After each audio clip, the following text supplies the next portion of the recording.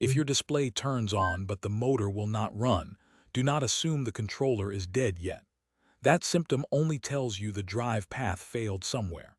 The bike can still have power on the screen and still block assist for a much simpler reason. The fastest mistake is buying parts before you prove where the signal or power stops. Let's trace that path first. Think of assist as a chain. The battery has to supply power, the BMS has to allow it, the controller has to accept it, and the display has to send the ride command. Then brake cutoffs, throttle or pedal sensors, wiring, and the motor all have to agree. If any one step breaks, the display can still light up while the motor stays still. That is why the whole path matters. Now follow the command, not just the power. When you ask for assist, the display sends a signal to the controller, and the controller has to recognize that request. If that handshake does not happen, the motor will not receive drive current. So the question is not just, does the display turn on? It is, does the command travel cleanly from display to controller? The controller will only send power when it sees clean supply voltage, valid inputs, and no safety cutoff. That means the motor is not waiting on one magic wire. It is waiting on a permission chain. If the battery feed is weak, a brake sensor is active, or an input is missing, the controller can stay alive on the screen side and still refuse to drive the motor. That is the logic to watch. In a normal path, your command moves from display to controller, and the controller responds with assist. In a fault path, the motion stops early.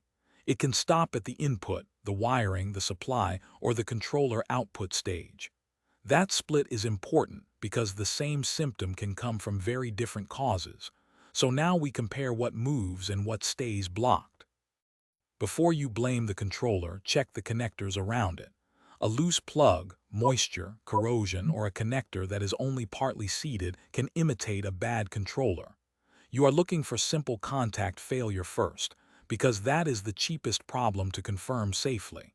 If the plug does not look solid, do not jump straight to replacement. Prove the connection before you replace the box. Here is the next boundary. The controller symptom can still begin with battery supply.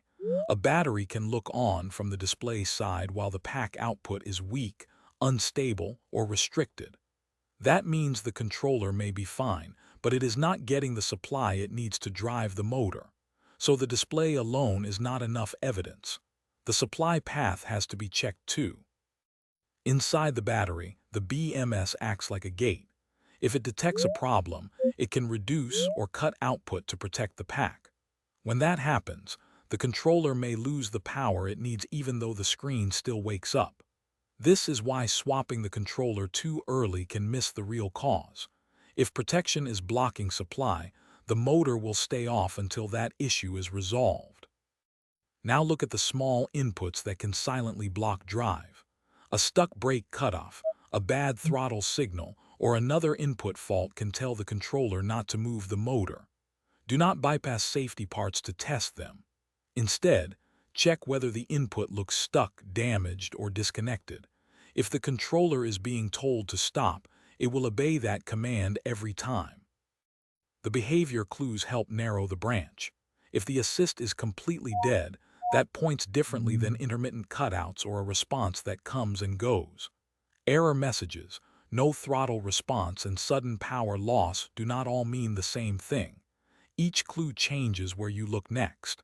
So the display is not just for power on. It is also giving you evidence about where the system is failing. Use the symptom pattern to sort the likely path. If the bike wakes up but never commands assist, you look at input and wiring. If it starts and then cuts out, supply or protection becomes more likely. If one sensor path seems wrong, that branch gets checked before the controller is replaced. This is the fork in the road. Controller, sensor, wiring, motor load, or battery supply. Evidence decides the branch. Battery seating can also mimic controller failure. If the pack is not fully seated or the bike side contacts are worn or dirty, the controller can lose power as soon as load is applied. That looks like electronics trouble, but the real issue is the contact path. So check the rails, the latch, and the contact area before you call the controller bad. A weak connection can act like a dead one. This is the costly mistake, buying a controller before proving the signal and supply path. A new controller will not fix a bad connector, a blocked brake input, a weak battery feed, or a protection fault upstream. That is why the evidence comes first and the parts come second. If the bike has not passed the simple checks, replacing the controller is only a guess. And guesses get expensive fast. Stop and get professional help if you find damaged wiring, exposed conductors, burning smells, heat, or signs of melted insulation. That is no longer a simple no-assist check. At that point, the risk is higher, and the safest move is not to keep probing blindly. Keep bike design-specific uncertainty in mind too, because layouts vary. When the wiring looks damaged, the job changes from diagnosis to repair. Different e-bike designs place the same logic in different spots. On one bike, the sensor may be near the crank. On another, the controller may sit inside the frame or near the battery mount. The system still follows the same rule: command, permission, supply, and output. But the physical layout changes where you check first. So do not assume one layout means one fault. Use the bike's design to guide the path. At this point, choose the next check from the evidence you already have. If the connector looks suspect, stay with connector and input testing. If supply looks weak, focus on battery and seating. If everything upstream checks out, then controller output becomes more likely. If the symptoms still do not make sense, that is the point to hand it to a pro. The evidence should narrow the path, not expand the guesswork. Remember the order. First, the symptom tells you something is wrong. Then you trace the control path. After that, you make safe external checks, look for input clues, and use the result fork to narrow the branch. If you find heat, damaged wiring, or anything unsafe, stop there. That sequence keeps you from swapping parts too early and keeps the diagnosis tied to evidence. If you want the full checklist, check the related guide or leave a comment with your exact model and symptom. That helps narrow the likely path without guessing. The main goal is simple: prove where the drive process stops before you replace anything. Once you know that, you can make a practical decision instead of chasing the wrong part.